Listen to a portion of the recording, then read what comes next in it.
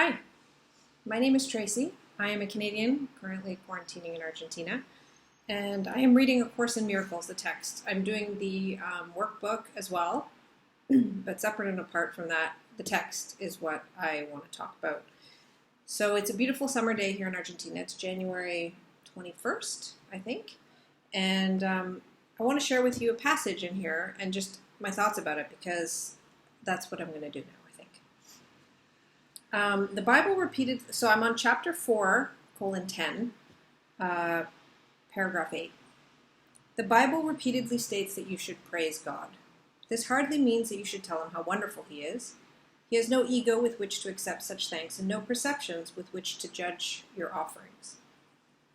But unless you take part in the creation, his joy is not complete because yours is incomplete. And this he does know. He knows it in his own being and in its experience of his son's experience. This book refers to his sons as all people, as the Bible does. So it includes me, even though I'm a daughter and technically a son. The constant going out of his love is blocked when his channels are closed. So the constant going out, the flow of his channel is blocked when we are closed off from communication with him. And he is lonely when the minds he created do not communicate fully with him. So the reason I bring this up, and the reason I want to talk about this, is because I think it might come up for someone to think, it did for me. What do you mean he's lonely? God is lonely. How can God be lonely? In this, I want to share an experience I had. A few years ago, 5 years ago, I went to Peru for a series of reasons, and I had an experience with a wonderful, beautiful female shaman down there, and I did some healing work, let's say, and I drank ayahuasca for a series of 3 sets. Anyway, one of my experiences, the second time I drank ayahuasca, I was taken to the void, to, the infinite space. That time I perceived it as darkness. I perceived it as, I don't know what I perceived it as, but it was terrifying. I can tell you that. However, once I got there, and I won't go into the great depths of the experience, but once I was there, I had no physical body. I had no physical sensations, but I was a consciousness, and I was there. And in this infinite space, which was, when I say infinite, I mean infinite. It was eternal.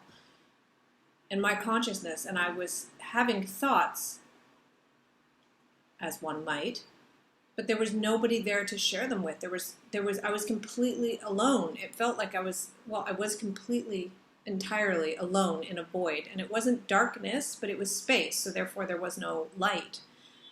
And I was having these thoughts and realizing I'm thinking, and I'm kind of asking, or I'm having ideas or thoughts and questions, and there was nobody there but me. Now, I understand there was probably a lot further to go on that journey to experience things. It was too much for me, and I asked to come out of it, so I don't know where that would have taken me. And thank goodness for Jessica, and I'll put her contact down below. Incredible, incredible woman. And her team, they just took me right out of the experience, and I was back on earth with my feet planted quite quickly.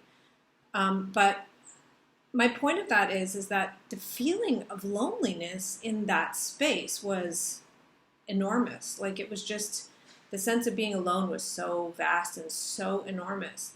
And so when I read this passage, I thought, well, I can understand what he is lonely when the minds he created do not communicate fully with him. So in that space, I have no idea what I'm talking about, but I'm going to just throw a hypothesis out there. God being full and one, and I did sense the light of love, but it was not visual, or it was just there as I was coming out of the experience. But God as one, in joy and happiness and peace, created the Big Bang, the explosion. And this book, A Course in Miracles, talks about him retracting that immediately, like that it happened and it immediately was not retracted, but it was immediately canceled. We're in time, in the middle of that. I don't mean to get esoteric here, or I don't mean to misquote anything in this book. I'm just trying to get to a point, which is, if God created that, because he was lonely and wanted to experience himself, which is what a lot of people say, we are the universe experiencing itself, bringing consciousness to planet Earth. Imagine being completely content and whole, but alone, one consciousness, and deciding to expand and deciding to kind of create some kind of implosion so that you create multiple billions, countless, endless fractions of yourself so that you can experience yourself. And then you send those beings out, or you send those essences, those individual souls, as we're referred to, created beings who have everything individually, created individual souls, and then those souls stop communicating with him, or stop communicating, or get cut off from the collective shared experience of oneness. Like, we're all one, but we're all individual, taking in different experiences and different perspectives. That really resonated with me, and I felt that I wanted to share. I mean, the fact that I had ayahuasca is very personal, and I'm not going to get into that. I'm just sharing it with you, and it does feel vulnerable to share that publicly, but it was a decision that I made wholeheartedly and sanely, and that I do not regret at all. And it did have this lasting and profound impact on my interpretation and perception of the world.